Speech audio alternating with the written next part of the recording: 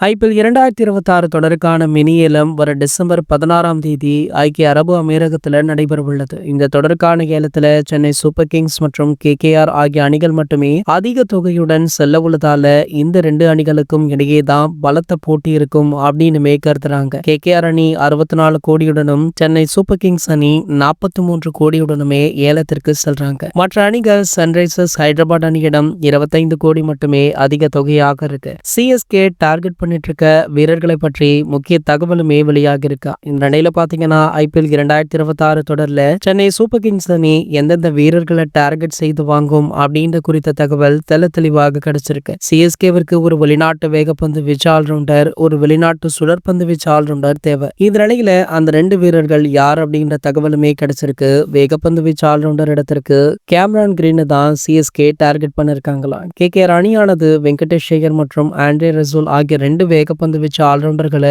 வெளியேற்றி இருப்பதால அவங்களுமே கிரீனை வாங்க நிச்சயம் கடுமையான போட்டியை கொடுப்பாங்க அப்படின்னு கருதப்படுது. இருந்தாலுமே கேகேஆர் அணிக்கு முழுநேர டாப் ஆர்டர் பேட்டர்கள் அதிகம் தேவைப்படுறாங்க. முதல்ல ஏலத்திற்கு வரும் முழுநேர பேட்டர்கள் விக்கெட் கீப்பர் பேட்டர்களை வாங்க அதிக தொகையை செலவு செய்ய வாய்ப்பு இருக்கா. இதனால ஆல்ரவுண்டர்கள் ஏலம் அப்படின்னு வரும்பொழுது கேகேஆர் அணியை விட சிஎஸ்கே விடம் அதிக தொகை இருக்க வாய்ப்பு இருக்கு. அப்படி இருந்தால் நிச்சயம் கேமரான் கிரீனை வாங்க முடியும். ஒருவேளை கிரீனை வாங்க முடியல அப்படின்னா வெங்கடேஷ் ஐயரை தான் வாங்க முடியும். ஆனால் கிரீனை வாங்கவே வாய்ப்பு பிரகாசமாக இருக்கா. இவரை வாங்க 30 கோடி வரை கூட சிஎஸ்கேவால தாராளமாக செலவு செய்ய முடியுமா, அதுக்குமே முற்பட்டு தான் இருக்காங்களாம். சோ அடுத்ததாக சுழற்பந்து வீச்சு ஆல்ரவுண்டர் இடத்திற்கு லியாம் லிவிங்ஸ்டனை சிஎஸ்கே வாங்க அதிக வாய்ப்பு இருப்பதாக சொல்லப்படுது. சோ கிட்டத்தட்ட லியாம் லிவிங்ஸ்டனை சிஎஸ்கே குறி வச்சுட்டாங்களாம். வர மினி ஏலத்துல கண்டிப்பாக இந்த ரெண்டு வீரரை சிஎஸ்கே வாங்கிவிடும் அப்படின்ற முயற்சியில ஈடுபட்டுட்டுமே இருக்காங்களாம். இது போன்ற கிரிக்கெட் செய்திகளை பற்றி நீங்க உடனே தெரிஞ்சுக்க